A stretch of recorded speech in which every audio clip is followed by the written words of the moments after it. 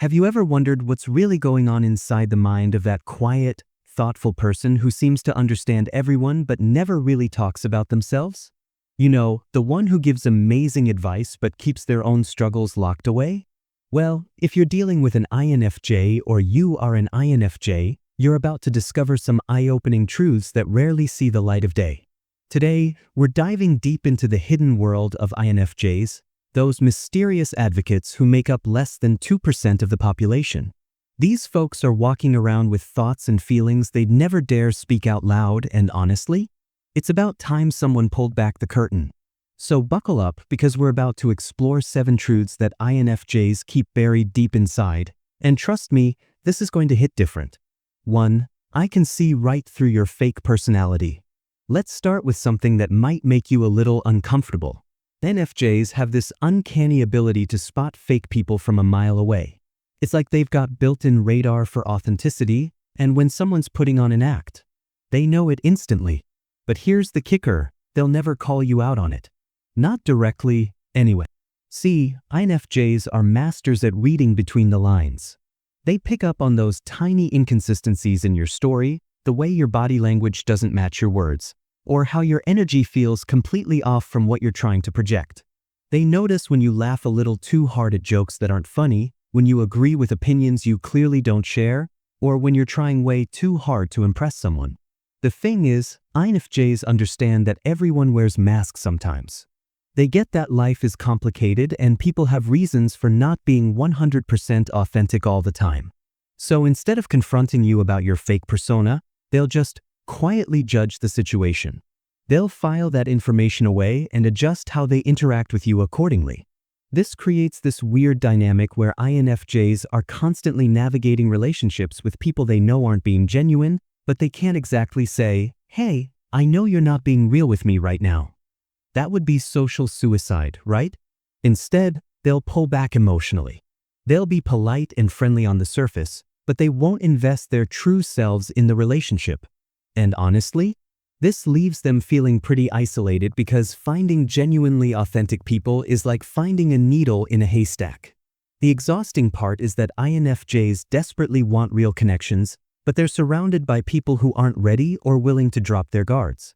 So they end up feeling like they're the only ones playing by the rules of authenticity while everyone else is putting on a show. 2. Social events drain my soul, but I'll smile and pretend to love them.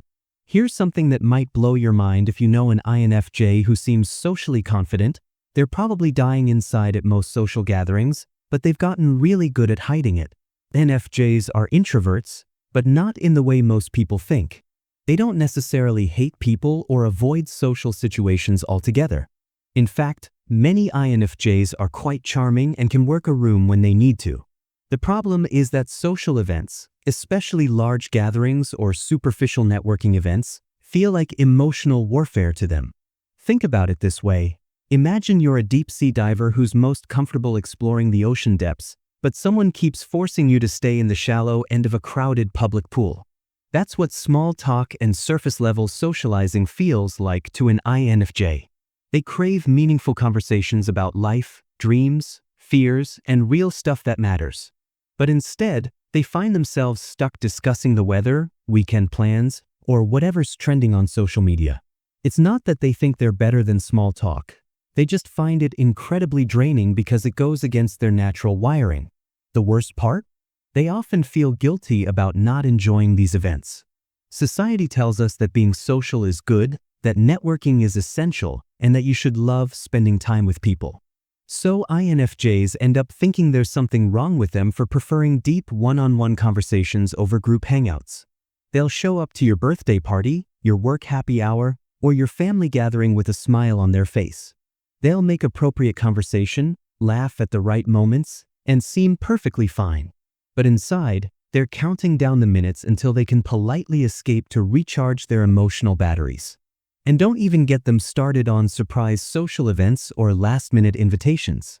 INFJs need time to mentally prepare for social interactions, especially with people they don't know well. Springing a party on them is like asking them to run a marathon without any training. 3. I plan out entire conversations in my head before they happen. This one might sound a little weird, but stay with me.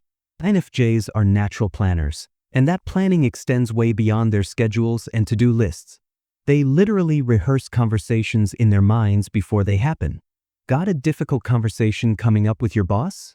An INFJ has already played out 12 different versions of that talk in their head. Need to confront a friend about something they did? They've scripted the entire interaction, including your possible responses and their counter-responses. This isn't because they're control freaks or manipulative. It's actually the opposite. They're so concerned about saying the right thing and not hurting anyone's feelings that they overthink everything. They want to be prepared for any direction the conversation might go so they can respond thoughtfully instead of just reacting emotionally. The problem is that real conversations rarely go according to script. People say unexpected things, emotions run higher than anticipated, or the whole situation takes a completely different turn. When that happens, INFJs can feel thrown off their game because their mental preparation didn't account for these variables. They also do this with positive conversations. If they're excited about sharing news with someone, they've already imagined how that person will react, what questions they'll ask, and how the whole interaction will unfold. Sometimes reality doesn't live up to their mental rehearsal, which can leave them feeling disappointed even when the actual conversation went perfectly fine. This mental rehearsing also happens with potential arguments or conflicts. INFJs will spend hours thinking through different scenarios of how a disagreement might play out.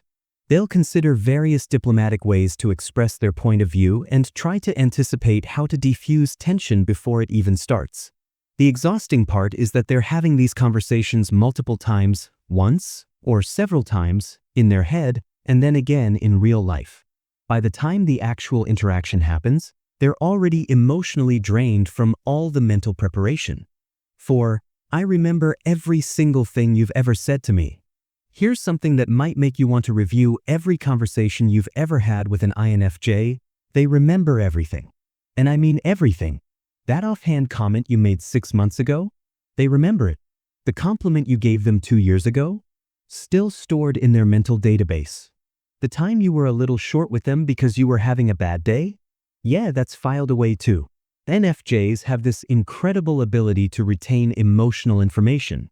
It's not just that they have good memories, it's that they assign emotional weight to interactions and store them accordingly. Positive interactions get saved as evidence that you care about them.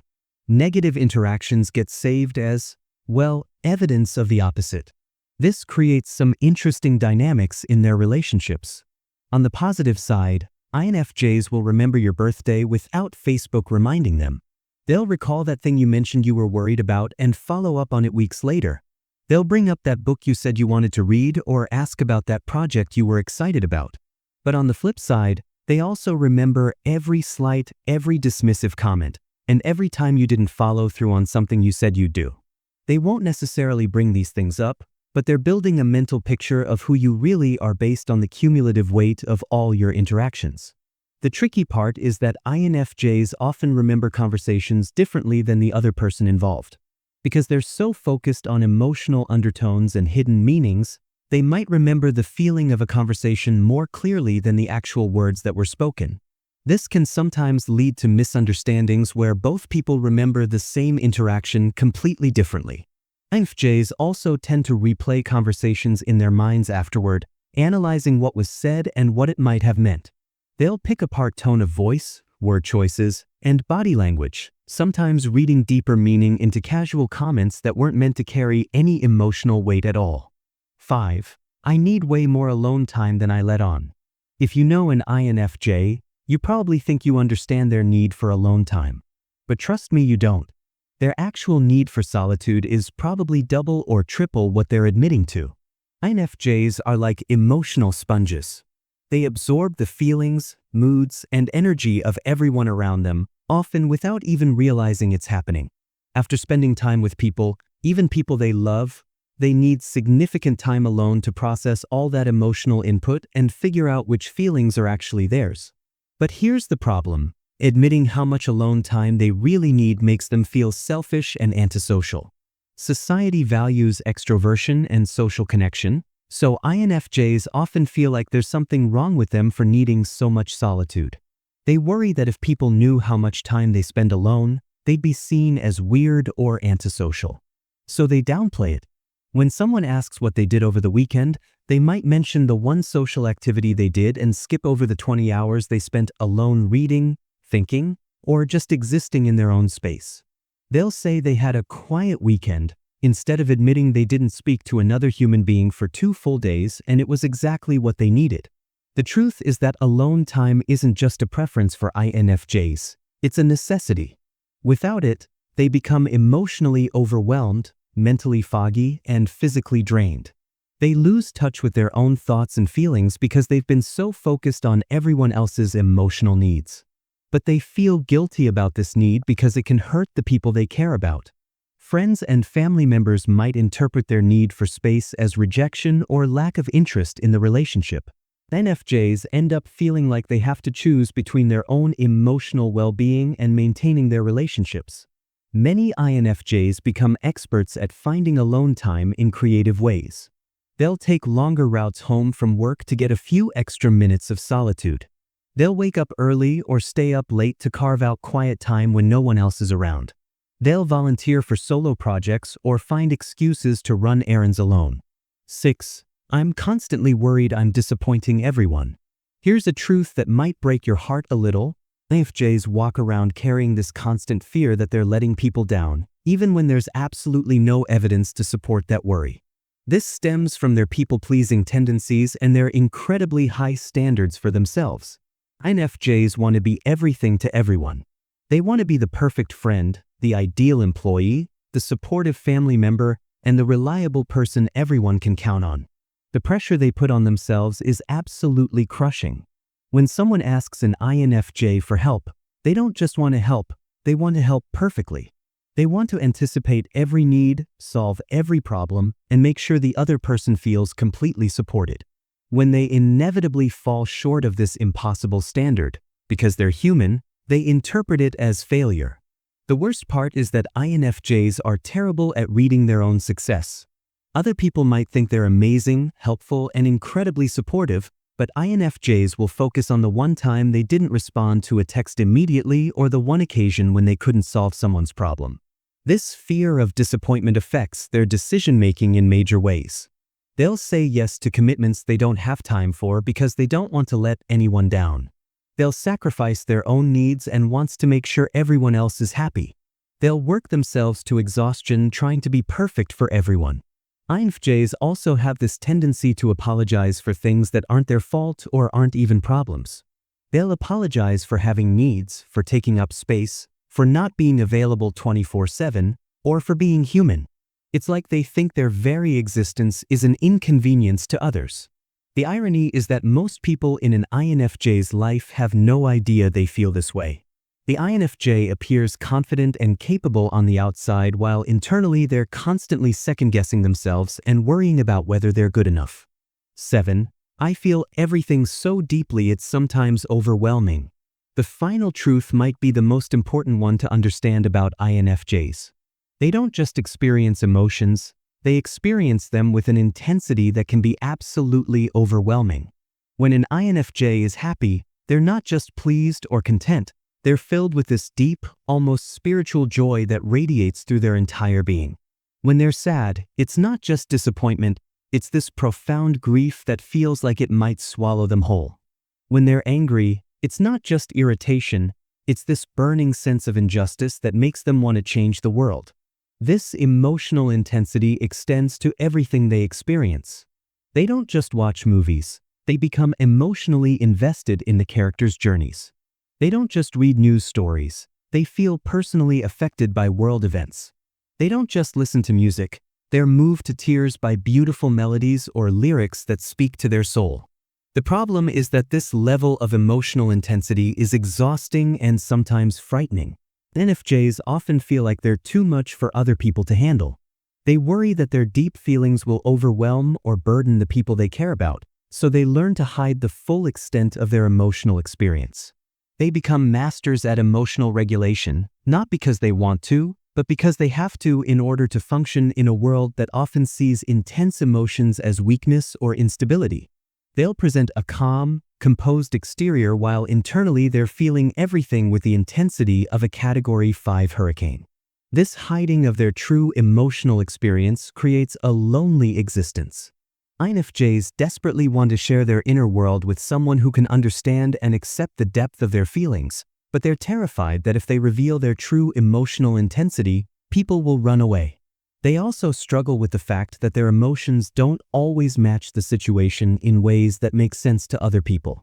They might feel deeply moved by a random act of kindness they witnessed, or devastated by a sad story they heard on the news about people they've never met.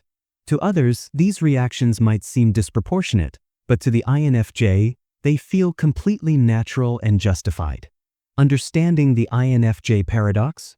Now that we've explored these 7 truths, you might be wondering why INFJs keep so much hidden. The answer lies in understanding the fundamental paradox of being an INFJ. They desperately want to connect deeply with others, but they're terrified that their true selves are too much for most people to handle. INFJs are walking contradictions in many ways. They're introverts who can be incredibly charming in social situations. They're empaths who sometimes struggle to understand their own emotions. They're perfectionists who are constantly worried about not being good enough. They're people pleasers who have very strong personal boundaries. These contradictions make it hard for INFJs to explain themselves to others, and often make it hard for others to understand them. So they learn to present simplified versions of themselves that are easier for people to relate to and accept. The cost of keeping secrets? Keeping these truths hidden takes a toll on INFJs. They often feel misunderstood and alone, even when they're surrounded by people who care about them. They struggle with feeling authentic in their relationships because they're not sharing their whole selves. This can lead to a sense of disconnection and isolation that's hard to overcome. INFJs might have lots of acquaintances and even close friendships, but still feel like no one really knows them. They're craving that deep, authentic connection where they can be completely themselves without fear of judgment or rejection. The mental and emotional energy required to maintain these facades is enormous. INFJs are constantly monitoring themselves, making sure they're not being too intense, too needy, or too much in any way. This self-monitoring is exhausting and can lead to burnout and mental health struggles. Breaking the silence. So what can we do with this information? If you're an INFJ reading this, maybe it's time to start sharing some of these truths with the people you trust. You might be surprised to find that the people who really care about you can handle more of your authentic self than you think. And if you care about an INFJ in your life, maybe it's time to create space for them to be more real with you. Let them know that you're okay with their need for alone time, that you appreciate their emotional depth, and that you want to know the real them, not just the polished version they think you want to see. The beauty of INFJ complexity. Here's the thing about Kennys: all of these hidden truths, all of this complexity, all of these contradictions, they're not flaws that need to be fixed. They're part of what makes INFJs such incredible, unique individuals. Their ability to see through fake personalities makes them excellent judges of character. Their need for alone time allows them to develop rich inner lives and deep self-awareness. Their emotional intensity enables them to create meaningful art, provide profound insights, and offer unparalleled empathy to others. The world needs INFJs exactly as they are, hidden truths and all. We need their authenticity radar to help us stay real. We need their deep thinking to solve complex problems. We need their emotional intelligence to help us navigate relationships and understand ourselves better. Moving forward with understanding these hidden truths about INFJs isn't just about satisfying curiosity, it's about building better relationships and creating a world where all personality types can thrive authentically. If you're an INFJ, remember that your depth, your intensity, and your complexity are gifts, not burdens. The right people will appreciate and cherish these qualities in you. Don't dim your light to make others more comfortable. If you love an INFJ, remember that they're probably dealing with a lot more internal complexity than they let on. Be patient with their need for space, appreciate their emotional depth, and create safe spaces where they can be authentically themselves.